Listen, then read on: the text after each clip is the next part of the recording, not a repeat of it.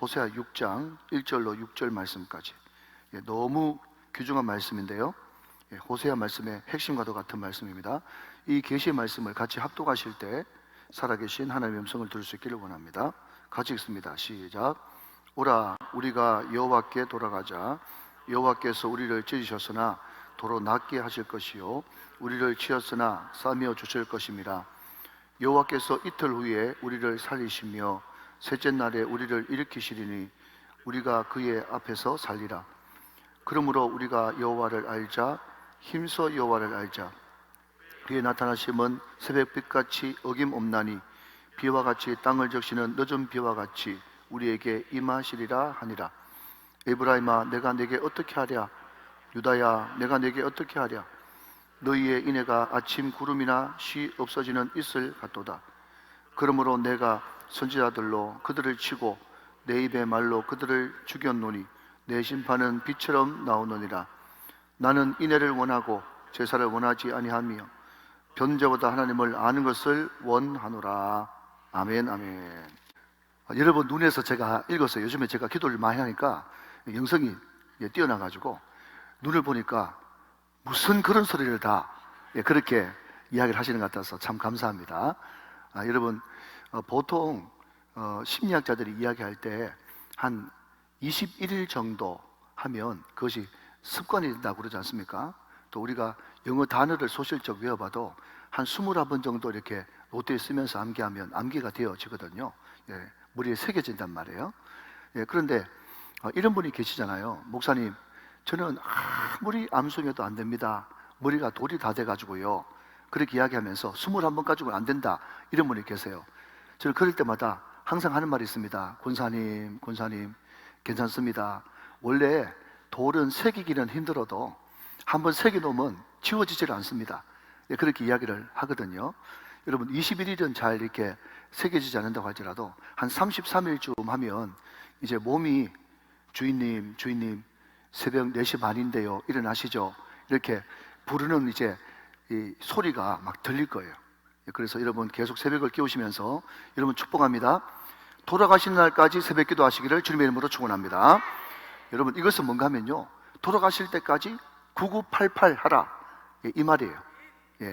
여러분 마음껏 축복하는 거니까 여러분 돌아가신 날까지 새벽 기도 하시고 아름답게 천국 가시기를 주님의 이름으로 축원합니다. 자, 여러분, 우리가 지금 호세아서를 펼쳐놓고 있는데 이 호세아서에서 꼭 알아야 될 것이 두 가지가 있습니다. 그게 뭔가 하면요, 하나님이 얼마나 우리를 사랑하시는가, 그거를 알아야 돼요. 또 하나는요, 그렇기 때문에 그 하나님을 우리가 열심히 배우고 알아가야 된다 하는 것입니다. 두 가지라고 그랬어요. 하나는 하나님이 얼마나 우리를 사랑하시는가, 두 번째는 그렇기 때문에 우리는 하나님을 더욱더 힘써 배우고 알아야 된다. 그것이 호세아 전체의 가장 큰 주제 중에 바로 두 가지가 핵심이 되어지는 것입니다. 여러분, 제가 요즘에 우리 피택 권사님들 또 피택 신무집사님들과 함께 이제 그 1:1 양육반을 제가 제자 훈련을 하고 있거든요. 그래서 한 권사님한테, 권사님, 말씀을 들으시면서 받은 은혜가 뭡니까? 그렇게 이야기할 때 호세아 3장을 이렇게 나누면서 너희들이 정말 나에 대해서 정조를 지켜야 된다. 정말 너희들이 나를 향해서 거룩을 지켜야 된다. 그런데 그렇게 이야기하실 필요도 없는 우리 하나님께서 뭐라고 얘기하면 나도 너에게 그러하리라. 그 말씀을 묵상하면서 너무 은혜를 많이 받았대요. 하나님이 나 같은 거 뭐라고, 내가 당연히 하나님 앞에 거룩해야 되고 하나님께 사랑을 드려야 되고 오직 하나님 한 분만 바라봐야 되는 것, 그것은 당연한데 하나님이 나 같은 것 얼마든지 외면해도 되고 나에 대해서 정조 안 지켜도 되고 그런 말 안 하셔도 내가 충분히 아는데, 그 거룩하시고 광대하시고 크고 높으신 그 하나님께서 나도 너에게 그러하리라, 그 한마디에서 하나님이 나를 얼마나 사랑하시고 나를 얼마나 아끼시는지 그것을 느꼈다는 그 이야기를 듣고 정말 성경 잘 보시는구나, 그런 생각을 했습니다. 사랑하는 여러분, 하나님은 여러분에게 정조 지키신답니다. 하나님이 여러분의 신랑이 되어 주신답니다. 하나님이 여러분만을 사랑하신답니다. 여러분, 이것이 호세를 통해서 알아야 될 메시지라는 거죠. 하나님이 얼마나 나를 사랑하시는지 그걸 알기를 원한다 말이죠. 자, 여러분, 하나님이 얼마나 나를 사랑하시고 나를 향해서 의리를 지키시는지 그걸 알면 당연히 우리는 조금이라도 등 돌리고 있었다면, 조금이라도 멀리 떨어져 있었다면 돌아가는 것이 당연한 것입니다. 그렇죠? 예. 하나님의 사랑을 알면, 그래서 힘써 우리가 알아야 될 것은 하나님의 사랑인데, 그분이 나를 얼마나 사랑하는 것을 알면 우리는 당연히 그분께로 돌아갈 수밖에 없는 거예요. 그런데 여러분, 하나님이 나를 지극히 사랑한 줄 알면서도 우리는 왜 안 돌아갈까요? 안 돌아가는 이유가 뭐죠? 하나님 그분은요, 언제든지 우리가 돌아가기만 하면 갈 때까지 가더라도 우리를 용납해 줄 거다, 하나님은 천년만년 기다려 줄 거다라고 하는 뭔가 아니라고도 뭔가 나태한 마음, 이런 것들이 있기 때문에 지금 당장 돌아가기를 주저하는 거예요. 그런데 여러분, 그분의 사랑을 진짜 안다면, 그분의 사랑이 얼마나 지금도 나에게 부어진다는 것을 안다면 그 아는 증거가 즉시 지금 돌아가는 것입니다. 사랑하는 여러분, 하나님이 여러분이 지금 즉시 돌아오기를 애타게 기다리고 계십니다. 믿으시면 아멘 하시기 바랍니다. 여러분, 그 돌아오기를 원하시는 그 많은 사인 가운데 하나님께서 때로는 그 사랑을 징계를 내리시기도 하고, 또 어떨 때는 사고를 만나기도 하시고, 또 어떨 때는 사기 당하기도 하시고, 어떨 때는 사업이 부도나기도 하시고, 그렇게 여러 방법을 통해서 하나님께서는 지금 당장 돌아오기를 원하신다고 하는 그 사인을 보여주시는 거죠. 여러분, 저는요, 다음에 한번 기회가 있을 때 말씀을 드리겠습니다만은, 그 설교를 쭉 해보고 다른 교회에 이렇게 강사를 이렇게 나가보면 말이죠, 제가 가끔씩 제가 어느 신문에 보니까 그것이 뉴욕타임즈인데, 뉴욕타임즈 기사를 보니까 어떤 기사가 이런 통계를 바탕으로 기사가 났습니다, 그렇게 이야기하면요, 성도들이 혹하면서 거기에 빠져듭니다. 그리고 어떤 하버드 대학의 유명한 교수님이 이렇게 이야기했습니다, 어떤 학자가 이런 이야기를 했습니다, 그러면요 또 거기에 혹 빠져들어요. 여러분, 제가 그 말씀을 전하면서 속으로 어떤 생각이 드는가 하면, 그런데 내가 지금 뉴욕타임즈를 인용하고 하버드 대학 교수를 인용하긴 했지만 실은 그거 성경에 다 있는 이야기인데, 이런 생각이 드는 그런 말들이 너무너무 많아요. 제가 다음에 소개시켜 드릴게요. 여러분, 제가 학자들을 인용하고 유명한 무슨 기관들을 이용하고 신문들을 이용하고 그렇게 해서 이야기를 해도 성경에 없는 이야기가 아니라 다 있는 이야기란 말이죠. 그런데 참 희한한 것은, 성경 이야기를 하면 당연히 그러겠거니 생각하면서 무디게 받아들이고, 뉴욕타임즈나 하버드 대학 교수 이야기했다 그러면 왜 그렇게 길을 쫑긋하게 세우고 관심 있어 하는지, 참 이것이 의문이단 말이죠. 사랑하는 여러분, 다시 한 번 더 돌아가서, 하나님은 우리를 향해서 오래 참으시지만 영원히 참으시는 분이 아닙니다. 그러니까 여러분, 오늘 새벽에 말씀드렸던 것처럼 우리의 신앙이 어린아이처럼 정말 순수하고 정말 절박하고 간절한 마음이 있다 그러면, 오늘 이 시간이 내가 지금 돌아와야 될 시간이요, 지금 회개하고 돌이켜야 될 시간인 것을 믿고 이 말씀이 성령과 함께 역사하실 때 오늘 돌아오기로 결단하시는 여러분 되시기를 주님의 이름으로 축원합니다. 축복합니다. 예, 지금 돌아와야 된단 말이죠. 지금 하나님이 우리를 얼마나 사랑한지를 안다면, 그 하나님을 우리가 제대로 힘써 알기를 원한다면 지금 방향을 바꾸고 지금 돌아와야 된다. 그 이야기를 지금 호세아가 여러분 웅변처럼 설교하고 있는 것입니다. 여러분, 그 돌아오기만 하면 하나님께서 우리에게 주시는 축복이 무엇인가? 여러분 1절 말씀을 계속 한번 보시면요, 거기 이런 말씀이 있습니다. 여호와께서 우리를 찢으셨으나 도로 낫게 하실 것이요, 우리를 치셨으나 싸매어 주실 것입니다. 여러분, 좀 어려운 말이지만 한번 들어보시기 바랍니다. 어떤 망나니 아들이 있어요. 근데 이 아들이 얼마나 망나니인지 하면 계속 순간순간 사고를 쳐가지고요, 그냥 구지소를 뻗뜩하면 들락날락 들락날락 들락날락 거리는 거예요. 그런데 이 부모가 해줄 수 있는 것은요, 어떻게 하든지 비싼 변호사 쓰고 어떻게 하든지 이런저런 방법을 사용해가지고 그 아들을 구치소에서 꺼내주는 것밖에 없어요. 근데 구치소에서 꺼내주면 또 사후소에서 또 들어가고, 꺼내주면 또 들어가고, 꺼내주면 또 들어가고, 계속 그렇게 하는 거예요. 그런데 어느 날 말이죠, 이 아들이 무슨 일을 하다가 그래 되는지 모르겠지만 갑자기 다리 난간에서 떨어져 가지고 몸이 완전 박살나 버렸어요. 몸이 완전 박살났거든. 실제로 이번 제가 간증에서 들었던 이야기입니다. 그런데 의사들하고 주변 사람들은 다 죽는다고 그랬어요. 그런데 그 죽는다는 그런 이야기를 듣고 아버지 엄마가 교회 가서 눈물로 기도하고, 또 그냥 의식이 없는 상태였지만은 자기가 죽는다는 그 이야기를 듣고 이 사람이 비몽사몽간에 하나님 한 번만 저를 살려주시면, 하나님 저를 한 번만 살려주시면 제가 주의 뜻대로 내 남은 인생 조금이라도 하나님의 영광에서 좀 살다가 죽게 해주십시오. 그렇게 이 사람이 그냥 의식 중에 했는지 비몽사몽간에 했는지 그냥 그렇게 기도를 했단 말이죠. 그런데 그 어머니와 모든 성도들의 또 이 아들의 그 기도를 들으시사 하나님께서 그 다 부서진 몸을 기적같이 살게 하셔가지고 일어나게 하셨단 말이죠. 그때부터 여러분, 이 사람이 얼마나 주의 영광을 위해서 오래 많이 살지는 못했지만은 멋지게 살다가 천국 가는 그런 역사가 많이 있거든요. 여러분, 무슨 말인가 하면요, 우리 인간이 베풀어 줄 수 있는 사랑은요, 겨우 구치소에서 꺼내오고 감옥소에서 꺼내오는 그 사랑밖에 없지만은 우리 하나님은요, 이 사람을 구원하실 때 어떻게 구원하시는가 하면 전인적으로 통째로 변화시켜 버리는 거예요. 여러분, 이것이 하나님 아버지께서 우리에게 주시는 구원인 것입니다. 이게 하나님의 능력인 것이에요.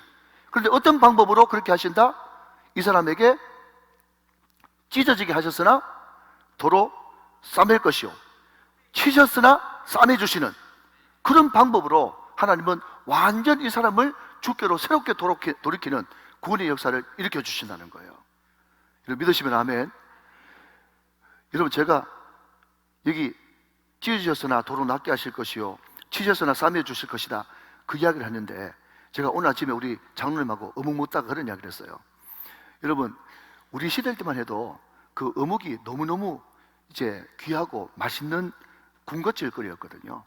그런데 한번 보니까 그냥 배는 고픈데 집에 엄마는 없고 그래가지고 지나오는 길에 그 문방구에서 그냥 솥에서 펄펄 끓고 있는 그 오뎅 어묵이 너무 맛있어 보여가지고, 근데 돈이 없는 거예요. 집에 가도 우리 어머니도 없잖아요. 그래서 제가, 여러분 부끄럽지만 꼭 용서해 주시기 바랍니다. 듣고 그냥 흘려버리세요. 제가 초등학교 1학년 때인지 2학년 때인지 모르겠지만 돈을 아무리 찾아봐도 있어야지. 그래서 그때 돼지 저금통을 제가 뭔가 뭐 철사 비슷한 그런 걸 가지고 제가 돈을 빼가지고, 그때 당시에 어묵이 한 20원인가 25원인가 뭐 한 30원인가 그렇게 했어요.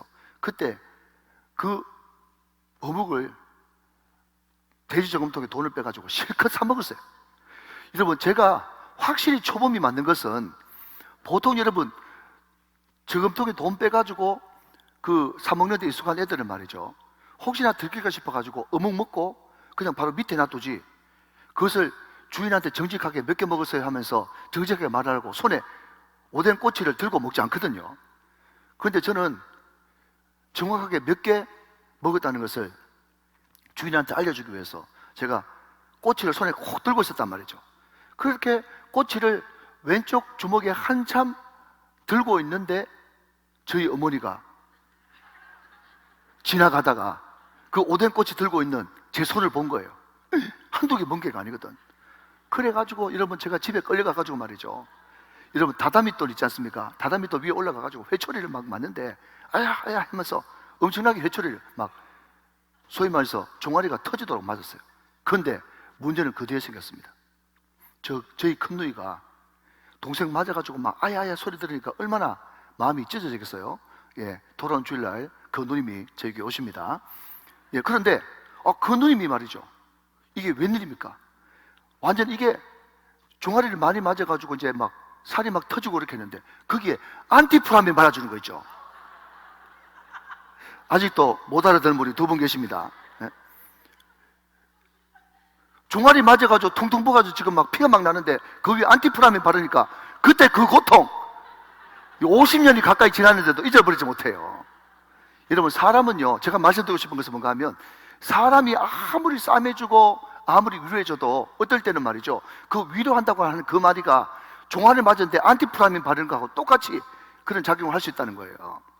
여러분, 하나님이 찢으실 때는 너무너무 아프지만 하나님이 다시 한번 더 꼬매주시고 싸매주실 때는 완전한 회복으로 구원하시고 회복하시고 돌이켜주십니다. 그것이 하나님의 돌이키심이고 하나님의 회복이에요. 여러분, 하나님이 얼마나 우리에게 이런 은혜를 주신지 모르겠습니다. 그런데 여러분, 오늘 여기에 있는 이 호세아 이 말씀이 여기만 덩그러니 등장하는 게 아니고, 여러분 구약을 찾아보면요, 더 앞에 시대를 찾아보면 욥기에서 이미 욥에게 그런 이야기를 했습니다. 자, 여러분 성경을 다 같이 한번 찾아보시면 좋겠는데요, 욥기 5장을 한번 가보겠습니다. 욥기 5장. 여러분, 욥기가 시편 앞에 있는 것은, 욥기가 우리는 이렇게 이제 일반 이게 산문체로 되어 있지만 원래 욥기는 시가서입니다. 시 형태로 되어 있어요. 그래서 이 욥기가 시가서기 때문에 시편 앞에 있는 것이지, 욥기의 시대적 배경은 창세기하고 같은 동시대입니다. 그러니까 성경 가운데 가장 오래된 책 중에 하나가 욥기라고 하는 책입니다. 자, 그런 전제 지식을 가지고 자, 욥기 5장 18절부터 21절 말씀까지를 같이 한번 보시도록 그렇게 하겠습니다. 욥기 5장 18절 말씀. 자, 제가 읽습니다. 찾으셨으면 아멘. 하나님은 아프게 하시다가 싸매시며 상하게 하시다가 그의 손으로 고치시나니. 자, 여러분 여기에 벌써 이 호세아에 있는 말씀이 비슷한 말씀이 등장하죠. 19절.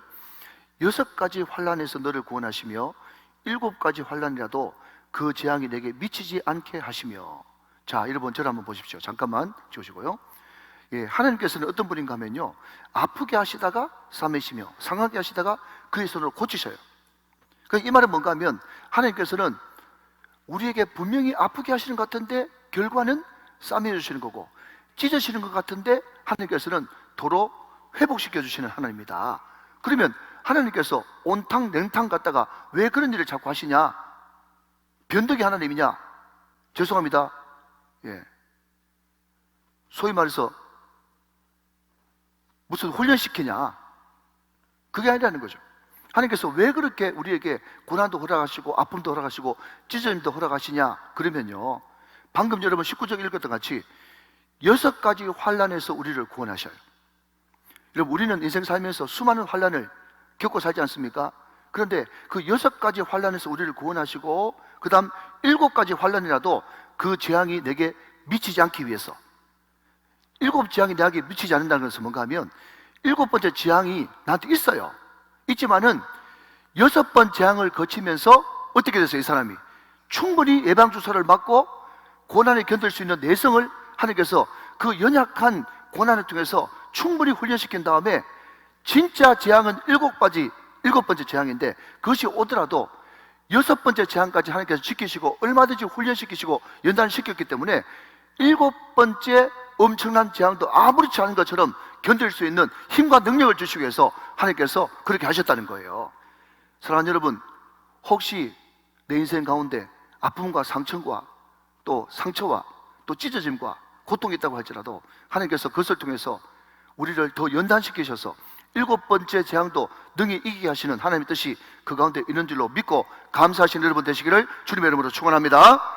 자, 여러분 20절 보시면 욥기 5장 20절. 기근 때의 죽음에서 전쟁 때의 칼의 위험에서 너를 구원하실 터인즉. 21절 말씀. 내가 혀의 채찍을 피하여 숨을 수가 있고. 여러분, 이 세상에서 가장 아픈 채찍은 혀의 채찍입니다. 말이 우리를 너무너무 아프게 하는데 혀의 채찍을 피하여 숨을 수 있고 멸망이 올 때도 두려워하지 아니할 것이니라. 여러분, 이것이 바로 하나님께서 우리들을 때로는 상처 가운데, 아픔 가운데, 찢어짐 가운데 놔두시는 하나님의 뜻이, 목적이 거기에 있는 거예요.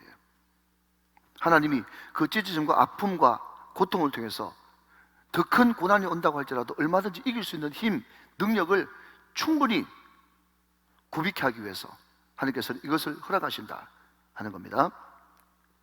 여러분, 욥기 6장, 호세아 6장 1절하고 욥기 5장 18절에서 21절 말씀을 꼭 연관시켜서 잘 기록해 놓으시면 여러분 신앙생활에 큰 유익이 될 줄로 믿습니다. 자, 2절 말씀을 계속해서 좀 보실까요? 2절 말씀.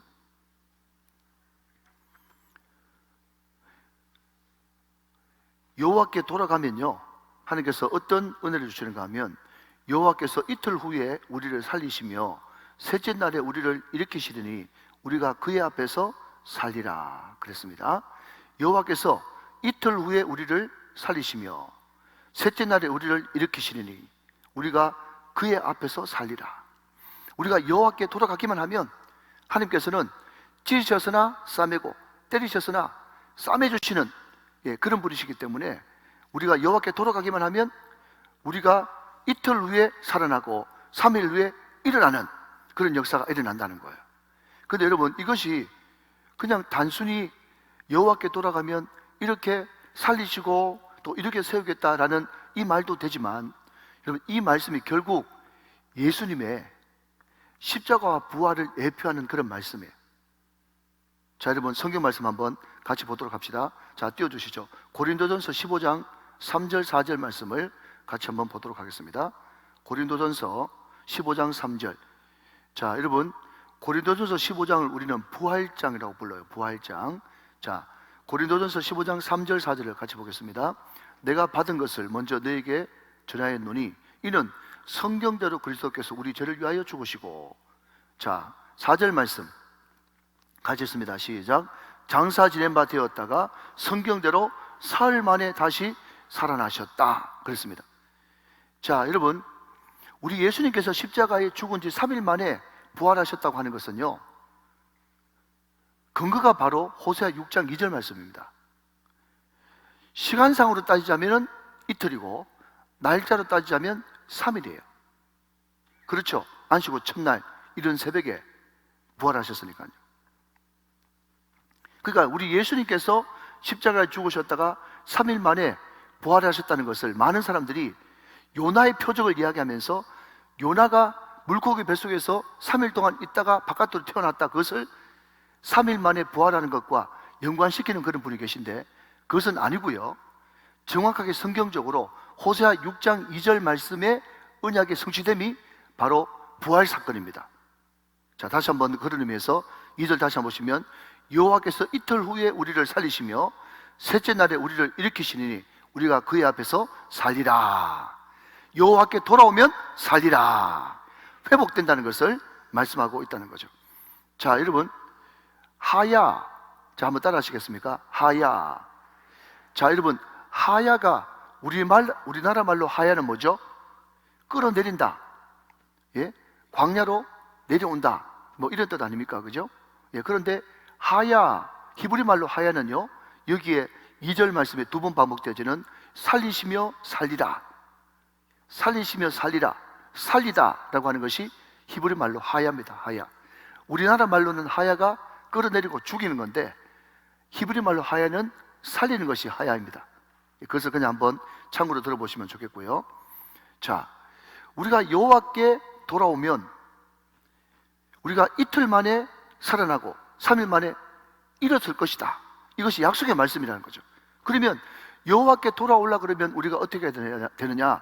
여호와께 돌아오는 게 뭐냐라고 했었을 때 그것은 바로 여호와를 아는 것입니다. 여호와를 알아야 돌아오는 것이죠. 자, 3절 말씀 같이 한번 보겠습니다. 그러므로 우리가 여호와를 알자, 힘써 여호와를 알자. 그의 나타나심은 새벽빛같이 어김없나니 비와 같이 땅을 적시는 늦은 비와 같이 우리에게 임하시리라 하니라 그랬습니다.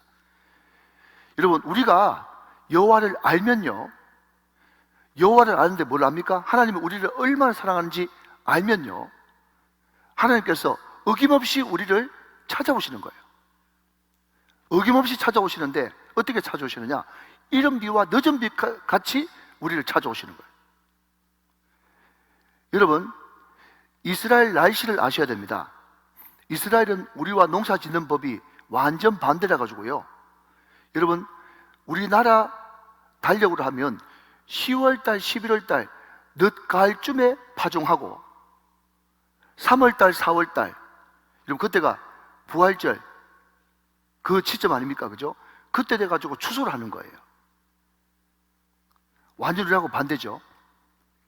그런데 10월, 11월 달 보리를 파종할 때 그때 이른비가 내려줘야 땅이 보들보들해지면서 씨를 뿌릴 수가 있고, 또 늦은 비는 너무 많이 와버리면은 농사를 망칩니다. 그렇지만 적당한 비를 내려줘야 이제 보리 추수할 때에 완벽한 환경이 조성되어지는 거예요.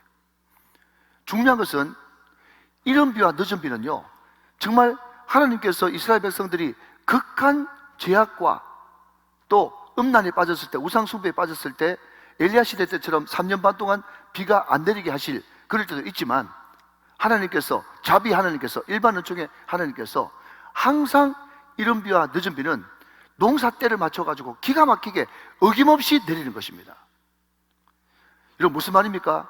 우리가 하나님의 나라를 얼마나 사랑하는지 그 사랑을 우리가 힘써 알기로 작정하고 여호와께 돌아오면 반드시 하나님께서 이틀 만에 살리시고 3일 만에 일으키시는 이 놀라운 역사가 그냥 어떨 때는 되고 어떨 때는 안 되는 것이 아니라 반드시 어김없이 이른 비와 늦은 비가 내리는 것처럼 반드시 그렇게 되는 역사가 일어난다는 것이에요.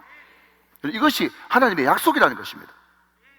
그런데 여러분, 왜 그렇게 해석한지는 모르겠지만 보편적으로 학자들이 이른 비를 다르게 여러분 영예로 해석을 하면 예수님의 초림 사건이다. 예수님이 초림 사건을 이른 비라고 그렇게 이야기를 했어요. 그러면 늦은 비는 뭐냐? 늦은 비는 성령의 강림이다. 그렇게 해석하는 학자들이 많이 있어요. 여러분, 성령께서 우리 가운데 오셔가지고 하시는 일이 두 가지입니다. 하나는 예수님에 대해서 눈을 뜨게 해주시는 사역을 하는 거예요. 누구든지 성령이 아니고는 예수님을 누구라고? 주님이라고 부를 수 없어요. 아시겠습니까, 여러분? 우리가 예수님을 부를 때 주님이라고 부르는 것이 아무것도 아닌 것 같지만 성령이 우리 안에 계시지 않고는 결단코 예수님을 주님이라고 부를 수 없고 하나님을 아버지라고 부를 수 없습니다.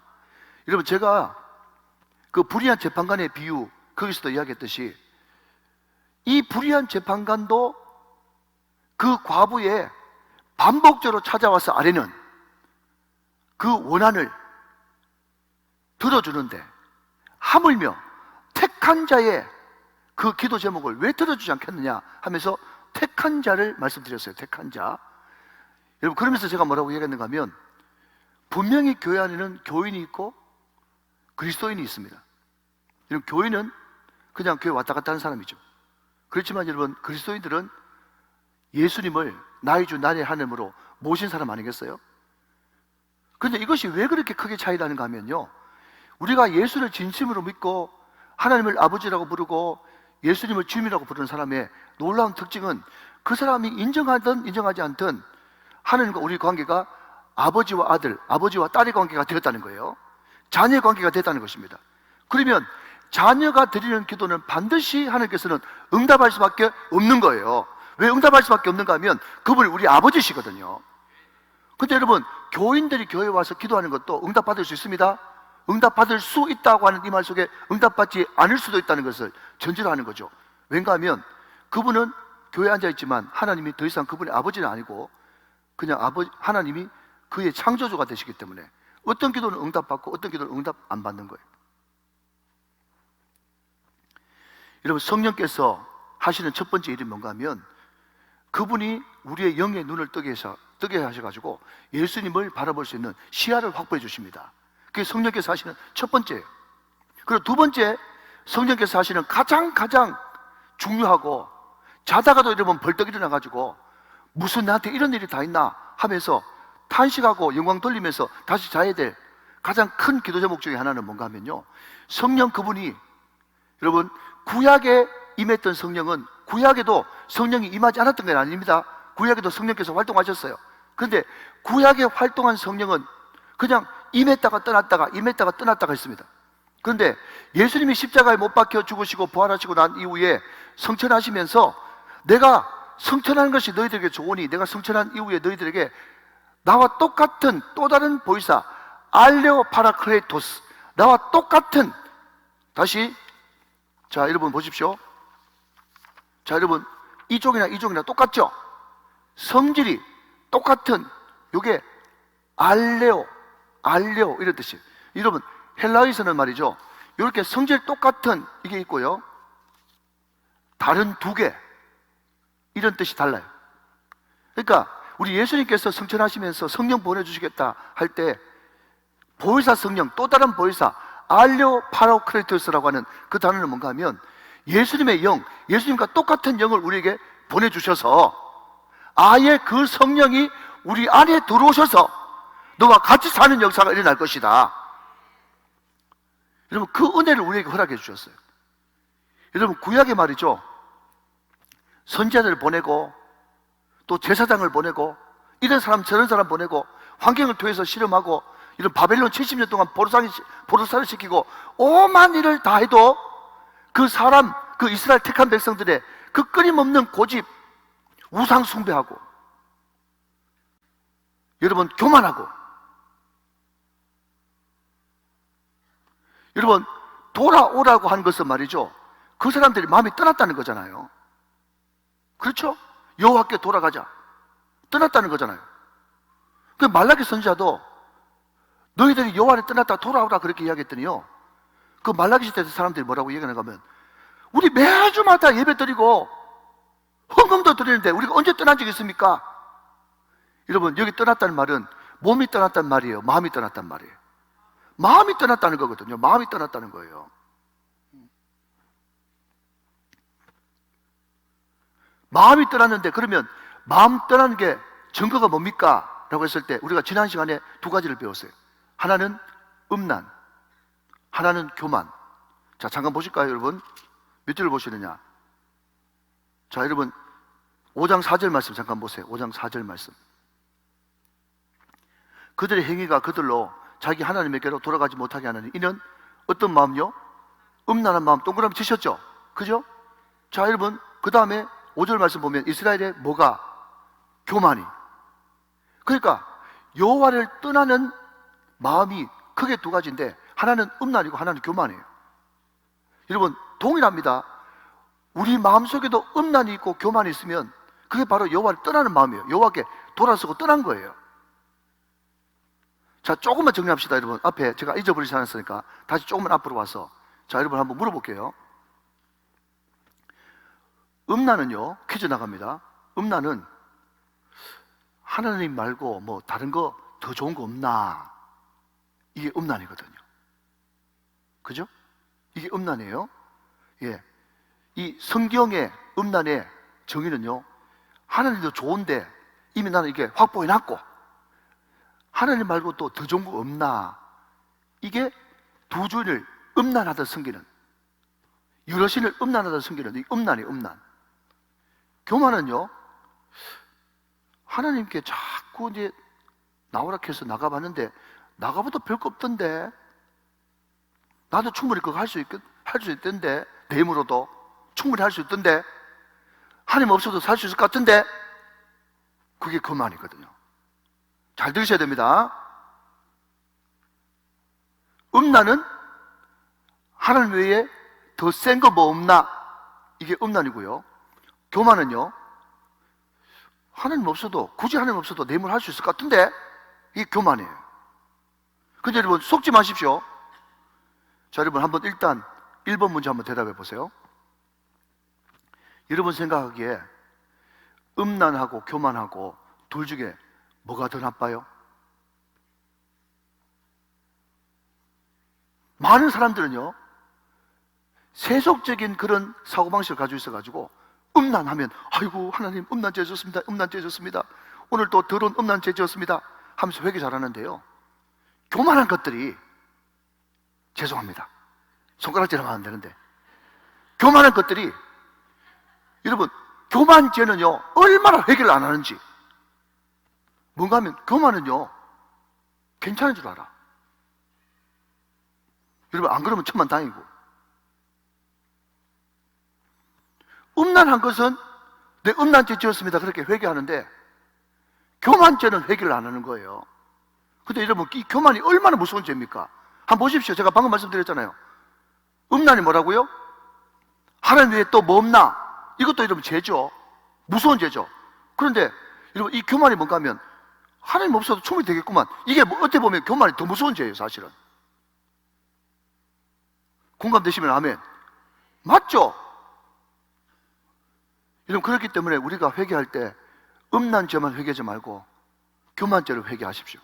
하나님 없이 내 멋대로 뭔가를 해보려고 했던 이 마음속에 뿌리 깊은 이 교만, 이것이 우리 마음속에 있을 때 그게 바로 뭐라고요? 여호와를 등지고 돌아서는 거란 말이죠. 돌아오라. 뭐가 돌아야 되는데? 마음이 돌아와야 된단 말이죠. 마음이 돌아오려고 그러면 뭘 회개해야 된다? 교만과 음란을 회개해야 된다. 지금 그 이야기를 하고 있는 거잖아요. 자, 다시 돌아가서 이런 비는 예수님의 초림이고 늦은 비는 여러분 성령인데, 구약시대 때 선지자를 보내보고 제사장을 보내보고 바벨론의 포로도 보내봤다가 오만 것을 다 해도 이 이스라엘 백성들의 마음이 돌아오지 않아. 얼마나 완고하고 고집이 센지. 이 고집이 여러분 큰 죄입니다. 어떤 분이 그런 이야기 하더라고요. 여러분, 우주는 끝이 있어도 사람의 고집은 끝이 없다고.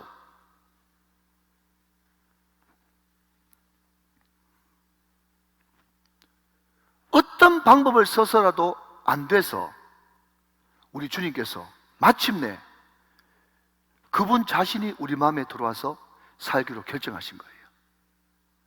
그게 여러분 임마누엘입니다. 여러분, 성령께서 지금 어디 계십니까? 성령께서 어디 계십니까? 여러분 안에 계신 거 맞습니까? 네, 맞습니다. 여호와께 돌아와서 그분을 힘써 알기로 결정하면 성령께서 여러분 마음속에 거주하셔가지고 반드시 나타나는 역사가 일어나는 것입니다. 여러분, 성령께서 나타나신다, 하나님이 나타나신다, 그게 여러분 예수 안 믿는 사람들한테는 심판이죠. 그렇죠? 그렇지만 예수 믿는 사람에게 하나님의 나타나심은 구원입니다. 얼마나 감사한 일이죠. 그런데 말입니다, 여러분, 여기에 꼭 우리가 짚고 넘어가야 될 한 가지 사실이 있습니다. 자, 여러분 3절 말씀을 한번 보시면 거기에 어디에 동그라미 치시는가 하면 힘써라고 하는 단어에, 힘써라고 하는 단어에 동그라미를 한번 쳐보시기 바랍니다. 그러므로 우리가 여호와를 알자, 힘써 여호와를 알자 그랬습니다. 그런데 왜 우리가 힘써라고 하는 이 단어를 꼭 알아봐야 되는가 하면, 자, 우리 집중력을 높이기 위해서 한 번만 더 따라 하시면 좋겠습니다. 라다프, 시작. 라다프, 그게 힘써라고 하는 단어의 히브리 원어입니다. 근데 여러분, 이 라다프, 힘써라고 하는 이 단어가요, 제가 사전에 찾아봤더니 굉장히 부정적인 단어예요. 뭔가 하면요, 내가 지금 힘을 가지고 있어요. 힘을 가지고 있고 지금 나와 대적하던 어떤 상대방이 도망을 치는데 말이죠, 도망을 치는데 끝까지 추격해가지고 그 사람을 반드시 처단할 때 사용하는 단어가 힘써라고 하는 단어입니다. 여러분, 이것이 신약으로 넘어가면 코피오라는 단어가 있어요. 예, 학자들은 뒷받침하지 않지만 저도 여러분 다 대학원에서 공부했기 때문에 학자 아니겠습니까? 근데 신약 성경에 넘어가면 힘써라고 하는, 이게 코피오라고 하는 단어가 있는데, 여러분 사도 바울이 선한 싸움을 싸우라 할 때 그 힘써거든요. 힘써. 이게 코피오라는 단어인데 그게 어떤 뜻을 가지고 있는가 하면, 여러분 신약 시대 때 검토사들이 둘이 싸움을 하지 않습니까? 그런데 검토사들의 싸움은요, 그냥 치면 죽는 겁니다. 그죠? 만약에 여러분 황제가 이렇게 막 하고 있다가, 그죠? 그냥 거기 모인 많은 사람들이 막 피를 보고 흥분해가지고 죽여라, 죽여라, 죽여라 이렇게 해가지고 이렇게 해버리면 죽는 거고, 이렇게 하면 사는 거잖아요. 여러분, 그 싸움에 지는 즉시 그 사람은 죽는 것이에요. 그러니까 목숨을 걸고 싸우기 때문에 정말 최선을 다해서 근데 그 단어가 어디서 있는가 하면 마리아가 향유 옥합을 깨뜨려 가지고 예수님의 머리에 힘써 부으니 할 때 그때 코피오라고 하는 단어가 쓰여 있어요. 여러분, 여기서 힘써라고 하는 것은요, 대체로 그냥 힘 좀 써봐, 힘 좀 써봐, 그런 뜻이 아니고, 싸우다가 어떤 한 사람이 지면 죽을 수밖에 없는 그 정도의 사력을 다하는 그 힘써, 그것이 바로 라다프라고 하는 단어라는 것입니다. 근데 제가 사전에 찾아보니까 좋은 뜻은 아니에요. 살기가 등등해가지고 죽기 살기로 쫓아가는 거, 힘쓰는 거, 그게 라다프라고 하는 단어거든요. 제가 왜 자꾸 이렇게 길게 이야기를 하느냐 하면요, 여러분, 하나님을 아는데, 하나님을 알아가는데 라다프라고 하는 이런 부정적인 단어까지 이 호세아가 사용해가지고 하나님을 알아갈 때 얼마나 온 힘을 다해서 여호와를 알아가는데 집중해야 되는지를, 여러분, 이 라다프라고 하는 단어가 우리들에게 운명처럼 말해주고 있다는 거예요. 자, 여러분, 좀 이해가 되시면 아멘 하시기 바랍니다. 그냥 그 당시에 죽기 살기로 그냥 힘쓰는 거, 그것이 라다프가 최상급이었던가 보지. 그러니까 여러분, 여호와를 아는데 힘써 여호와를 알자, 죽을 힘을 다해서 여호와를 알자, 그것이 바로 우리가 살 길이고, 하나님이 나타나셔가지고 우리를 이른 비의 축복, 늦은 비의 축복으로 도와주시는 그런 유일한 에너지와 힘이 된다, 그 이야기를 이해가 되시면 아멘. 자, 그러면 여러분, 한번 적용을 해보십시다. 여러분, 제가 이 힘쓰라고 하는 이 단어를 제가 묵상하면서 이런 생각이 들었어요. 여러분, 제가 새벽에 이런 이야기를 했습니다. 우리가 교회에서 정말 자주 듣는 비전이라고 하는 그 단어는, 비전이라고 하는 단어는 절대로 명사가 되면 안 되고 동사가 돼야 된다, 제가 그런 이야기를 한 적이 있습니다. 기억이 나십니까? 예, 기억이 안 나시기 때문에 제가 앞으로 조금 나가야 되겠어요. 자, 여러분, 비전은요, 절대로 명사가 되면 안 되고 동사가 돼야 됩니다. 명사가 뭐죠? 야, 너 비전 뭐냐? 그렇게 할 때, 목사님, 저는 의사가 제 꿈이에요, 내 비전이에요. 변호사가 내 꿈이에요, 내 비전이에요. 그 의사, 변호사, 그게 명사란 말이에요, 명사. 그거 참 좋죠.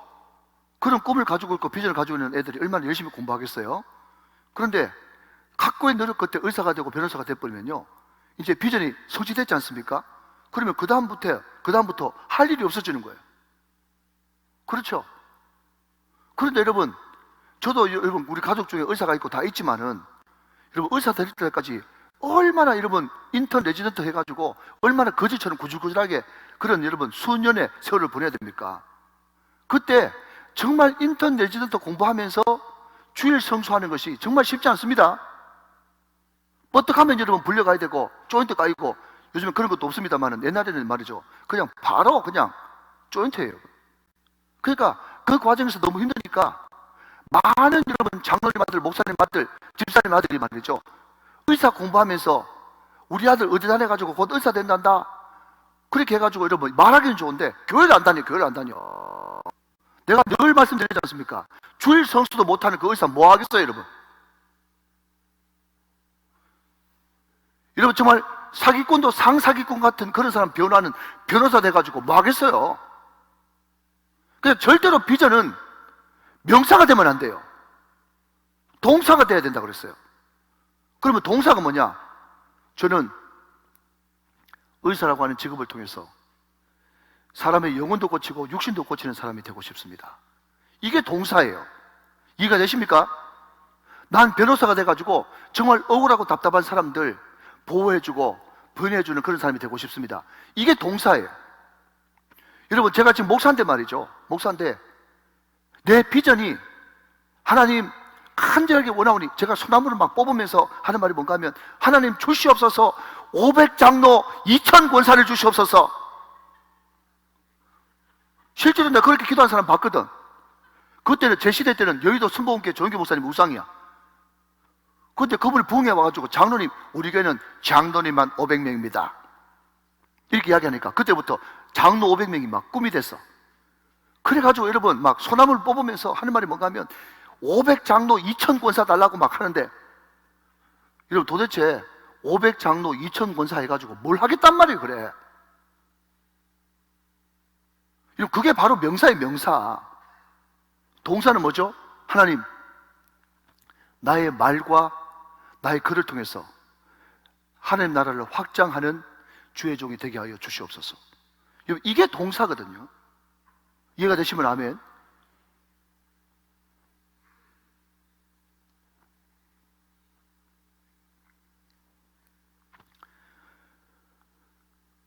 여러분 그렇습니다. 하나님이 우리들에게 바라시는 바는 정말 우리가 주님 앞에 정말 좀 더 붙잡혀서 하나님의 신실한 사람으로 바로 서기를 원하는 것입니다. 믿으시면 아멘. 하나님이 그것을 위해서 우리 안에 내주하시는, 성령이 내주하시는 그런 은혜를 허락해 주시는 것이죠. 자, 여러분 말씀을 한 번 더 보도록 하겠습니다. 자, 여러분 3절 말씀. 그러므로 우리가 여호와를 알자, 힘써 여호와를 알자. 그럼 저는 이 말씀을 묵상하면서 그런 생각이 드는 거예요. 하나님, 내가 도대체 지금 어디에 힘을 쓰고 있습니까? 여러분 지금 어디에 힘을 쓰고 있으세요? 여러분 어떤 명사를 이루기 위해서 힘을 쓰고 있습니까? 아니면 하나님이 나한테 주신 구체적인 비전, 하나님,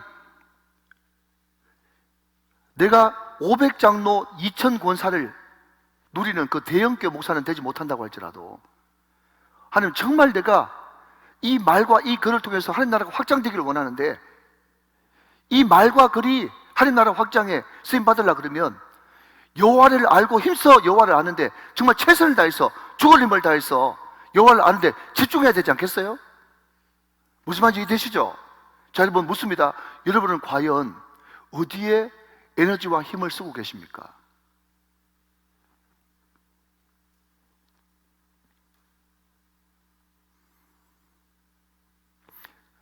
그 힘으로 무엇을 하길 원하십니까? 정말 여러분 하나님을 아는데 정말 목숨 걸고 이거 아니면 죽는다고 하는 그런 뜨거운 열정들이 우리에게 있는가? 그게 힘써 여호와를 아는 거예요.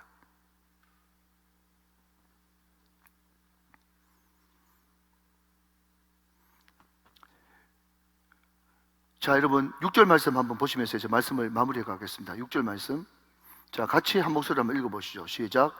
나는 인애를 원하고 제사를 원하지 아니하며 번제보다 하나님을 아는 것을 원하노라. 자, 여러분 여기에 인애 헤세드가 있죠. 예, 제사가 나옵니다. 번제보다 하나님을 아는 것을 원한다 그랬어요. 자, 여러분 성경 구절 한 구절 한번 보실까요? 예, 마태복음 9장 12절 13절 말씀을 같이 한번 보시겠습니다. 마태복음 9장 12절 13절 말씀, 자, 같이 한번 읽어보시죠. 시작. 예수께서 들으시고 이르시되 건강한 자에게는 의사가 쓸데없고 병든 자에게야 쓸데있느니라. 13절 시작. 너희는 가서 내가 긍휼을 원하고 제사를 원하지 아니하노라 하신 뜻이 무엇인지 배우라. 나는 의인을 부르러 온 것이 아니라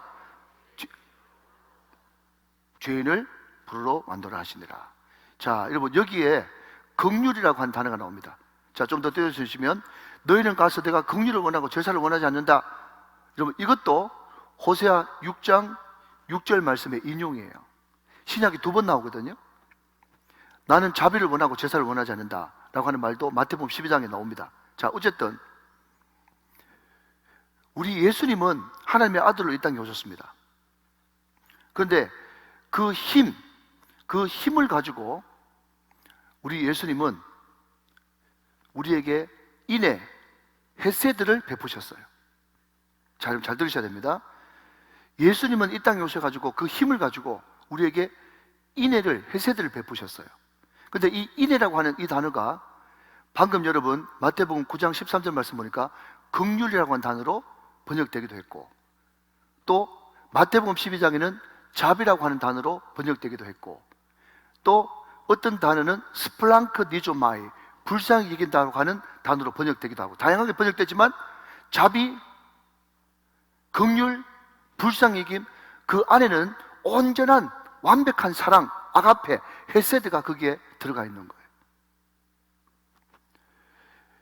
여러분, 주로 자비하고 인애, 긍휼, 불쌍히 여김이라고 하는 이 단어가 나올 때는요, 항상 거기에 누가 상대편으로 등장하는가 하면 바리새인들이 등장합니다. 바리새인들이. 여러분, 바리새인들이 가장 외쳤던 것은 뭡니까? 거룩이에요. 바리새인이라고 하는 이름 자체가 구별되다 이런 뜻이거든요. 구별되는 게 뭡니까? 거룩이지 않습니까? 거룩. 자, 이것도 조금 앞으로 나가야 되겠네요. 죄송합니다. 자, 여러분 저를 한번 보실래요? 이때 당시에 유대인에게 있어서 가장 힘 있는 사람들은 바리새인, 사두개인, 서기관, 율법사 이런 사람들인데, 이 사람들의 공통적인 관심사는요, 거룩이었어요. 구별되는 것이었어요. 그래서 안식일 범하는 것 못 견뎌 했고요, 그리고 부정하다 그래가지고 하루살이도 그 안에 못 들어가게 하고, 또 11조를 정확하게 위해서 여러분 나달까지 다 세는 그런 사람들이 바리새인들이었어요. 그 당시에 모든 사람들에게 존경받고 힘 있는 사람이었죠. 이 사람들이 추구하는 것은 거룩이에요. 거룩. 그런데 여러분, 그 거룩을 그 유대 사회 가운데 이루기 위해서 이 사람들이 사용했던 것은 뭔가 하면요, 사람 죽이는 것이었습니다. 여러분 혹시 들어보셨습니까? 정의사회 구현 들어보셨어요? 여러분 정의사회 구현이 뭡니까? 이것을 구약적인 배경으로 이야기하면 거룩하고 깨끗한 나라 만들자 이런 뜻 아니겠습니까? 그런데 정의사회 구현, 깨끗한 나라 만들자 그래놓고 삼천교육대 만들고 뭐 만들어가지고 그냥 여러분 쓸데없이 그냥 틀 안에 안 들어오는 사람들은요 그냥 다 죽여버렸어요. 적폐청산 다 똑같은 말이에요. 좀 어렵지만 들어보십시오. 이 사람들이 힘을 가지고 했던 것은요, 이루기를 원했던 것은 내가 가지고 있는 힘, 율법 이것을 가지고 거룩한 나라, 깨끗한 나라, 구별된 나라를 만들기 위해서 사람들을 죽이는 방법으로 거룩을 이루려고 했다니까요. 만약에 여러분 바리새인들 기준으로 하면은요, 호세아는 고멜을 죽여야 됩니다. 다시, 자 집중. 만약에 바리새인들의 기준으로 본다면요, 호세아는요 고멜을 용서하면 안 되고 죽여야 돼요. 그래야 거룩이 그 땅 가운데 이루어지는 거예요. 자, 여기까지 알아들었죠? 그런데 구약의 예수님의 모습을 띈 호세아는 고멜을 어떻게 합니까? 장가 들고 도망가면 또 데려오고, 몸 팔아가지고 여러분 빚을 제기해 놓으면 자기 전재산 다 팔아가지고 데려오고. 자, 여러분 똑같이 누가복음 15장 여러분 둘째 아들 집 나가고 흐름방탕해가지고 창기하고 다 먹어버린 그 아들 돌아왔을 때 여러분 신명기의 법으로 따지자면은 그 아들 돌 맞아 죽어야 되거든요. 그러니까 아버지가 급히 달려가가지고 여러분 끌어안았던 것은 뭔가 하면요, 잘못하면 자기 아들이 돌 맞아 죽을 수 있기 때문에 그 옷자락으로 그 아들을 덮어준 것입니다. 그 황자가 돌아왔을 때 여러분 손가락에 가락자 끼우고 송아지 잡고 신발 신기고 옷 입히고, 그게 바로 뭔가 하면요, 헤세드예요. 헤세드, 인애. 그게 바로 자비고 긍휼이고 스플랑크 니조마이, 불쌍히 여기는 거라고요. 여러분 예수님은 이 땅에 우리의 주님으로 오실 때 그분은 만왕의 왕이고 만주의 주고 창조주이기 때문에 얼마든지 우리를 여러분 깨끗하게 죽이는 방식으로 우리를 처단시킬 수 있었지만, 우리 예수님은 그 방법을 사용하지 않고 나는 뭘 원한다고요? 나는 제사를 원하지 않고 인애를 원하고 번제를 드리는 것보다 하나님을 아는 것을 원한다. 그렇게 성경을 이야기하고 있는 거예요. 야곱의 12아들 보십시오.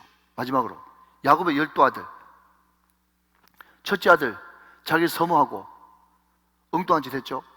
둘째 셋째 아들 자기 동생 성폭행 당하는 바람에 여러분 한 종족을 다 살육해버리는, 그냥 살육을 저질러버리는 살인했죠.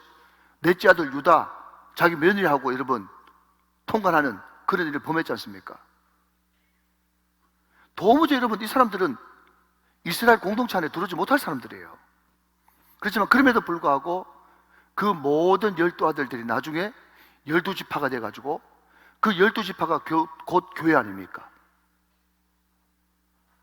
여러분 교회 안에는요 루벤 같은 사람도 있을 수 있고 시몬과 레위 같은 사람도 있을 수 있고 유다 같은 사람도 있을 수가 있는 거예요.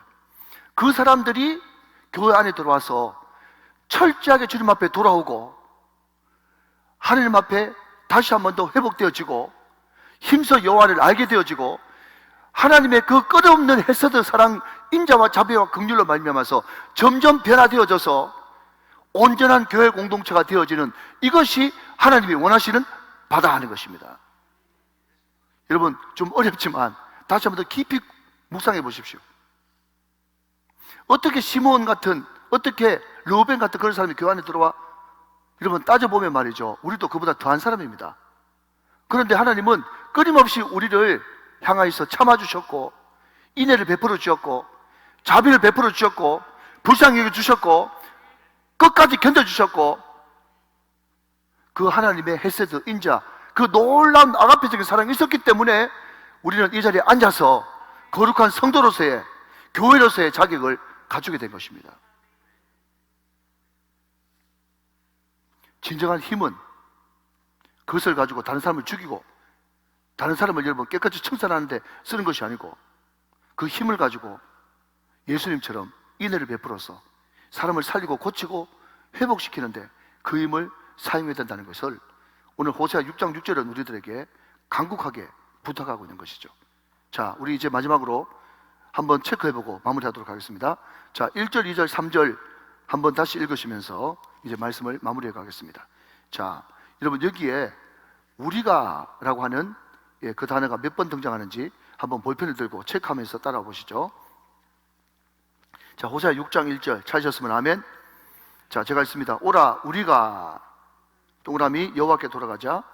여호와께서 우리를 동그라미 찢으셨으나 도로 낫게 하실 것이요, 그 다음 우리를 동그라미 찢으셨으나 싸며 주실 것입니다. 자, 1절에 우리가 몇 번 나왔죠? 3번 나왔습니다. 두 번째 2절, 여호와께서 이틀 후에 우리를 동그라미 살리시며 셋째 날에 우리를 일으키시리니 동그라미 우리가 동그라미 그의 앞에서 살리라. 자, 2절에도 우리가 몇 번 나왔어요? 3번 나왔습니다. 3절 동그라미 여호와를 알자, 힘써 여호와를 알자. 그의 나타나시면 새벽 빛같이 어김없나니 비와 같이 땅을 적시는 늦은 비와 같이 그 다음 우리에게 임하시리라 하니라. 자, 여러분 다 제 들어보십시오. 여러분 저는 이 말씀을 묵상하면서 마지막으로 감동받았던 것은요, 1절, 2절, 3절에 우리라고 하는 단어가 8번 나옵니다. 1절에 3번, 2절에 3번, 3절에 2번. 여러분 지금 호세아의 심정은요, 호세아는 다른 사람을 생각할 여지가 전혀 없는 사람입니다. 자기 마누라가 좀 집 나가가지고 엉뚱한 남자한테 가가지고 여러분 어디 팔려버린지 모르겠지만 지금 자기 전 재산 다 털어가지고 지금 그 여자를 지금 데리고 있는 중이라니까요. 호세아는 지금 너무 괴롭고 자기 심정 자체가 지금 딱 죽고 싶어 그런 심정이에요. 그럼에도 불구하고 호세아는 끝까지 자기 자신에게 집중하는 것이 아니라 우리라고 하는 공동체에 관심을 가지지 않습니까? 여러분 이게 선지자의 마음인 거예요.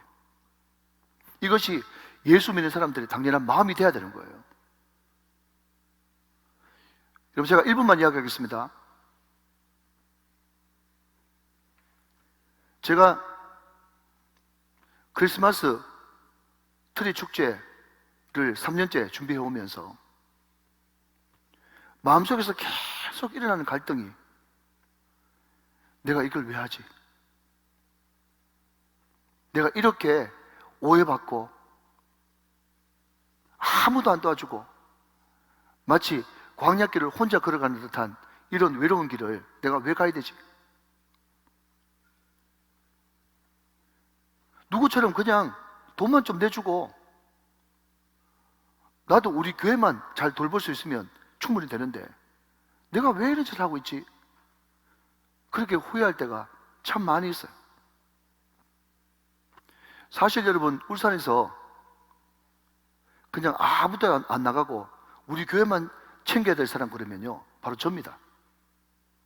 저는 얼마든지 안 나가고 우리가 이렇게 크게 교회를 지어놔가지고 부채가 있어가지고 난 교회에 더 집중해야 된다고 그렇게 이야기하면요, 아무도 저한테 왜 큰 교회가 안 나오나 그렇게 이야기할 사람 아무도 없어요.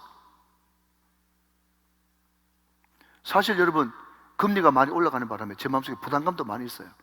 그럼에도 불구하고 여러분, 선지자가 때로는 하나님이 치신다, 하나님이 찢으신다, 하나님이 가만두지 않으신다 하면서 마치 협박조로 이야기하는 그 협박조에는요, 그렇게 되길 바라는 마음이 아니라 궁극적인 마음은 회복인 것입니다. 그 선지자의 마음이고 호세의 마음이고 우리가 가져야 될 마음이에요. 사랑하신 여러분, 우리 우정교회는, 우리 우정교회 권속들, 우리 모든 이 자리에 나오신 기도한 용사들은 결단코 자기 처지가, 자기의 환경과 여건들이 힘든다 할지라도 내가 지금 죽을 지경인데 하면서 여러분 자신에게만 빠지지 말고 호세아처럼 끝까지 그럼에도 불구하고 교회 공동체를 생각하고, 아멘, 가족을 생각하고, 울산을 생각하고, 이 나라 이민족을 생각하고, 다음 세대를 생각하면서 눈물 흘릴 수 있는 우리의 신앙이 다 되어주시기를 주님의 이름으로 축원합니다. 이것이 호세아를 통해서 주시는 저와 여러분의 기도 제목인 것입니다. 할렐루야.